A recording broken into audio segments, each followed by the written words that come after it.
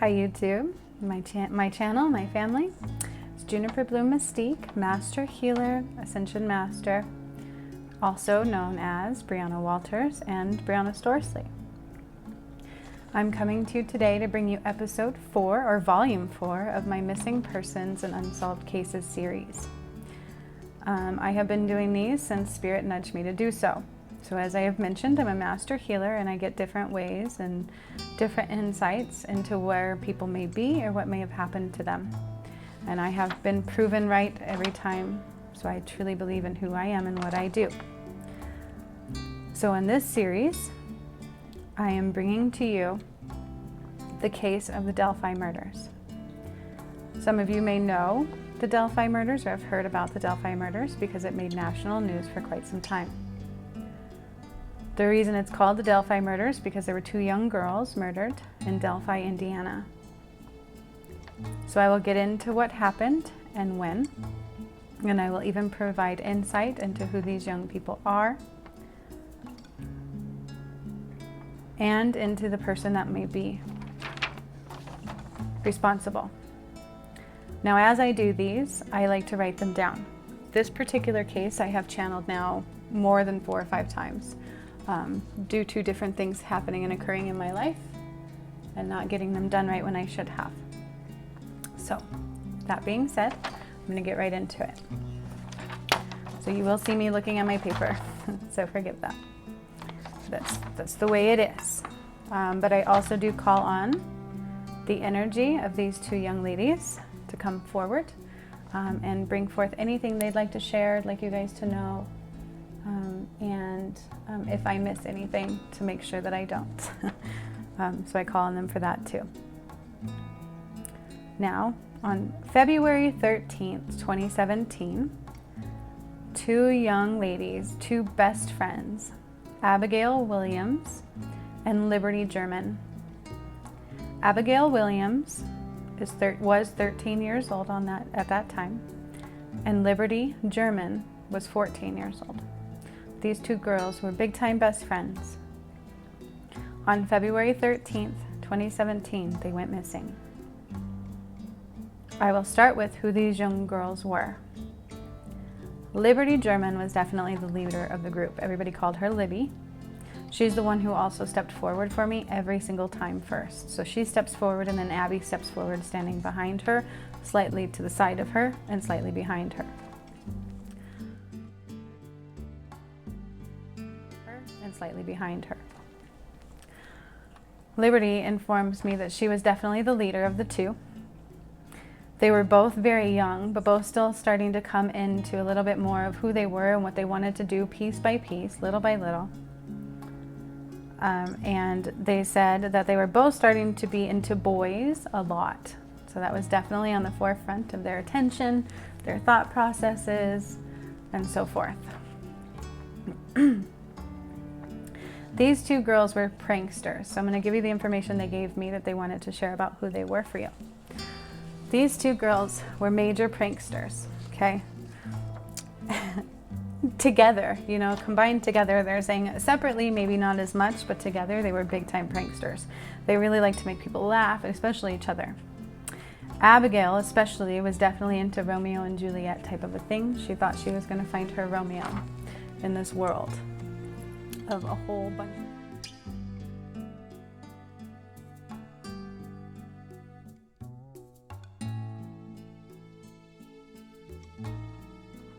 In this world of a whole bunch of frogs, a whole bunch of not the right ones. She thought she was going to have her Romeo. Libby, was full of strength. So she says that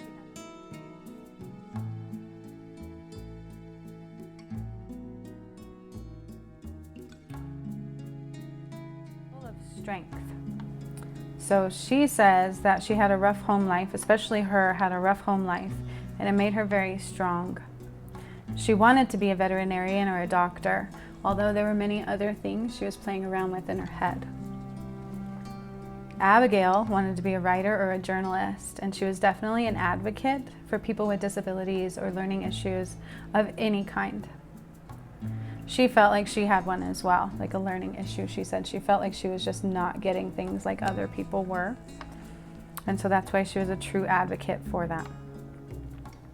They were both a force to be reckoned with, but especially Liberty. I like to call her Liberty because that's her name, but everybody called her Libby. Even on the thing, it's Libby. See what I mean? I can't help but call her Liberty.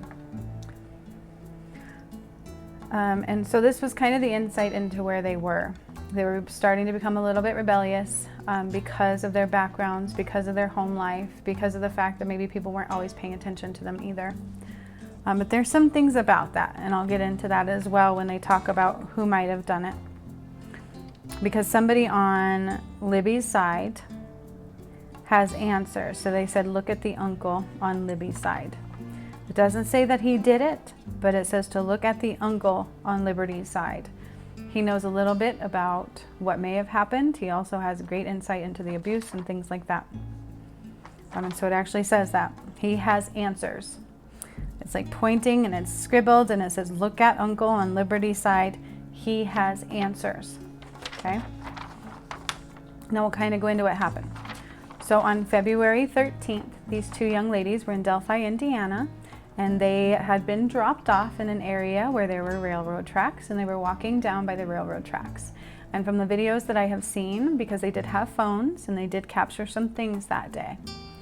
And so it's like a lot of tree area, and this is also what I see, because when I channeled this, I took on Libby. So Libby showed me through her eyes, through her feelings, through her vessel, what happened, and I got chills, and that's how I got to see it.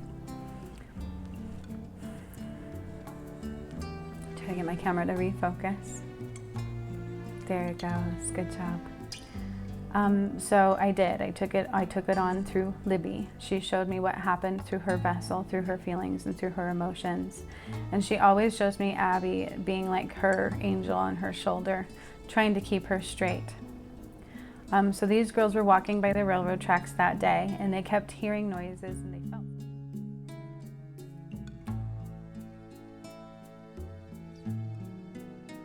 Walking by the railroad tracks that day, and they kept hearing noises, and they felt something behind them. I believe Abby looked behind and saw somebody. So one of the girls grabbed her phone. I think they both grabbed their phone, but only one girl got a picture of the person behind them, and this has actually made national news. They did capture a picture of the gentleman that got them. They also captured his voice saying, "Get down the hill." So what the girls showed me, this is what you can actually find as evidence on the internet. This is the only part that's pretty much public. What the girls have showed me, and I got chills again, is this gentleman started walking faster with the intent of doing something. And I'm going to tell you from the perspective of what I'm seeing, and then I'll read the paper.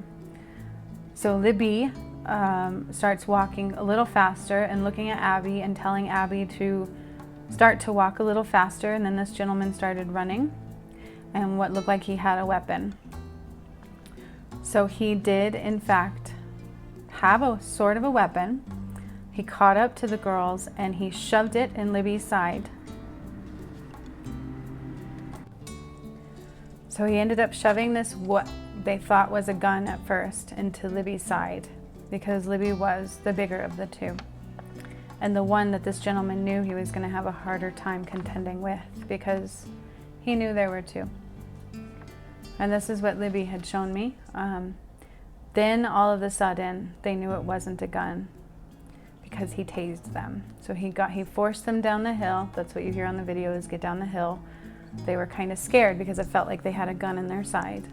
And as soon as they got down the hill, he tased them. And that's what I feel like. I feel it going through my system. It's like, it takes my breath away. It almost makes my heart feel like it stops. It's not a good feeling. I've never felt that before until this moment. Like, I feel it going through my system. I can feel it taking my breath away. I can feel it going into my heart. I feel it taking just every bit of my vessel, and it stops it from moving. At that point, Abby was too afraid to, it was like fight or flight or freeze, and she froze momentarily. And then the struggle and the fight ensued. And because I feel this and it's starting to take my breath away, I'm going to read it. So they were tased. Excuse me, I burp when I release. That's the shaman master healer in me. They were, okay, it's brutal what happened to them. Now this is the interesting part, is nothing was released as to what happened to them still to this day. They probably claim it so they don't botch the investigation, but it's more than likely from what I see, so they don't lead on to who actually did it, because the cops know, and I have that written down right here. Cops know.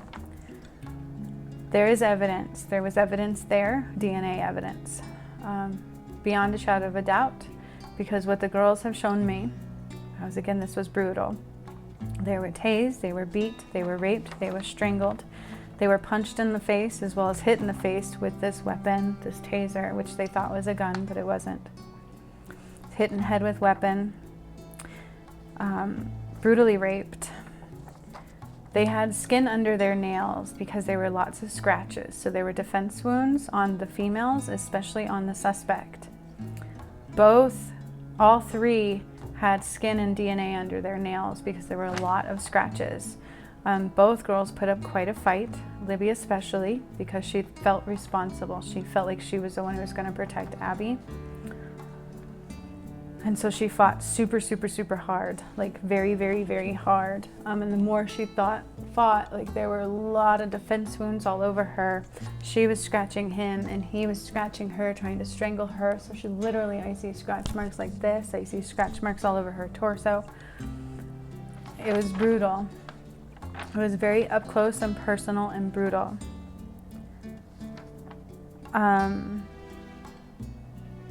Again, the cops know this person was known to police, okay? So I'm gonna tell you a little bit about the suspect and what they showed me for what brought him to the space and why he was doing it.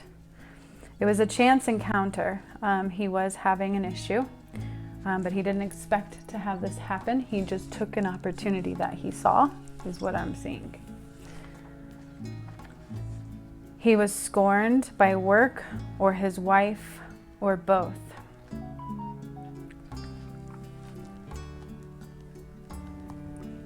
Sorry about that. Let me turn that down. Of course, something always has to make noises.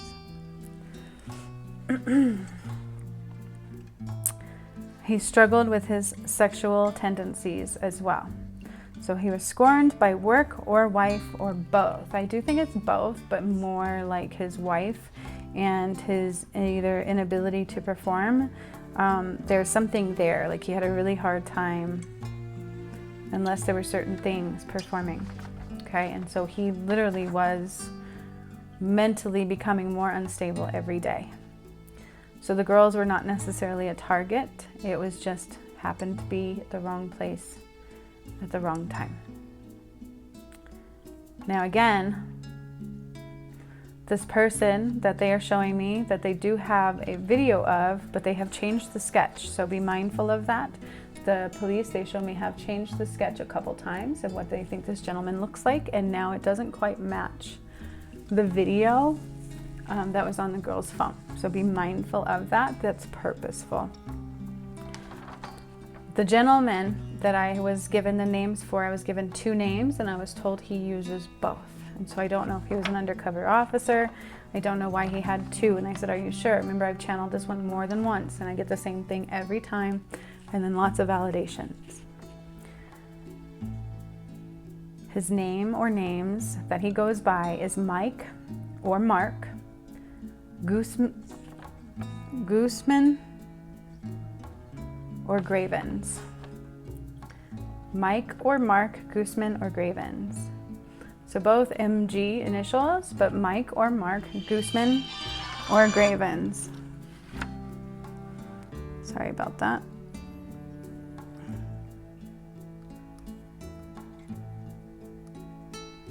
Literally trying to turn my ringer off and it's not working. So I will shut that down.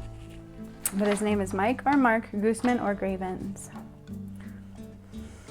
Now remember, there was DNA evidence, there was lots of evidence left behind because these girls put up a fight. And so that's why they're not talking about what happened to them necessarily. It's because they are protecting, I feel like, more of themselves. He was a policeman / security guard. So I don't know if he was both. I don't know if he was trying to be a police officer. I don't know if he was once a police officer, which was demoted, which might be the case. Afterwards, especially, he may have been demoted to a security guard. Okay? Because he is known to the police. And that's what this says over and over again, and that he was hiding, they are hiding him. And then again, it says, look at the uncle on Liberty's side. And I got chills again as I said that. So the police do know who it is, and they are hiding him. They are doing their best to help cover it up because it's like a legality all around, basically. And again, these girls put up quite a fight. So they did not release, even to the family, they're saying to me. The girls said even their parents don't know exactly what happened to them. I feel like the parents know a little bit. They feel like they were sexually assaulted, and the girls are confirming that. They both were. One was after she was deceased. And again, there was lots of skin and debris and DNA under all fingernails. It would have been under the male's fingernails as well as the girls because they were all scratching each other. There were lots of scratches all over their physical vessels, and especially their neck where they were being strangled because he was like digging his nails into them as well. And that's what they were showing me. They were found a day later close to the area in which they went missing and which they were last dropped off at. The girls were to be picked up there by their parents, and they didn't show at the meeting space.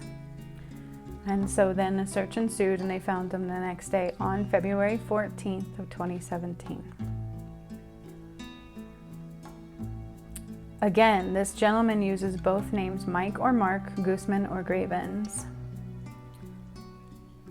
He was a police officer / security guard, known to the police, hiding him. These girls were brutally raped, beat, assaulted, as well as tased, which does not feel good. Now I know that.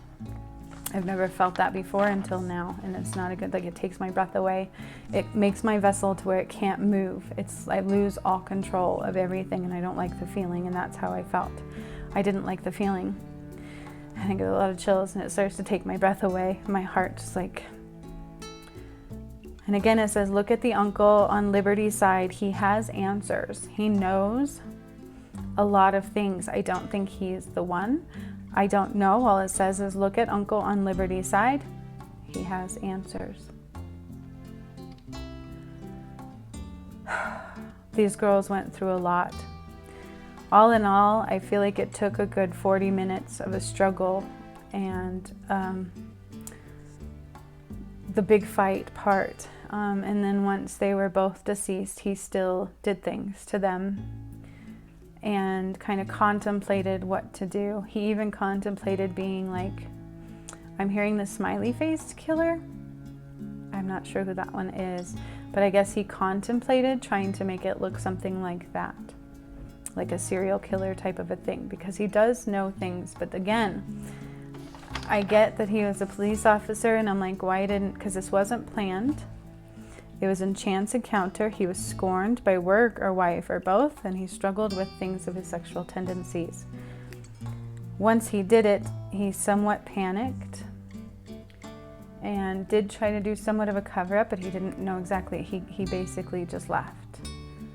And I feel like he felt confident in his ties to be able to be okay. In which case, they have changed the investigations, I'm hearing, a few times over. So they have made people look this way, they've made people look this way, they've made people look that way, but none of them were ever directed right where they should have been. And there is DNA evidence available, or at least there was, but they didn't release that to the public either. So this is what I was given by Liberty and Abby, or Libby and Abby. Now remember, Liberty, German, and so I thought, are they related? But it's Guzman or Gravens. But again, it says, look to the uncle on Liberty's side. He has answers. I feel like that's a big deal. And I get chills every time I say it. And this is also written right under it. Said, Liberty is rough at home, made her strong. Okay, especially Liberty had a rough home, and it made her strong. And for some reason, the uncle has answers. So there is a tie within the family as well, as at least far as knowledge, answers, or knowing the person. I can only hope that this brings them justice that they need. I feel like there's finally peace in their souls to have these things put out there to the public eye. And may them now rest in peace and ascend in beauty and light and grace and freedom and justice. So much love to them, and I thank them very much for letting me know what happened to them. And I'm honored that I got to take away some of that experience and pain and allow myself to feel what they felt and help bring them through to the light again. So much love to all of you, and so much love to Libby and Abby. Beautiful young women who would have changed this world and already have changed this world and will continue to change this world in many ways, and I got chills like crazy. So much love. Thank you all for joining me.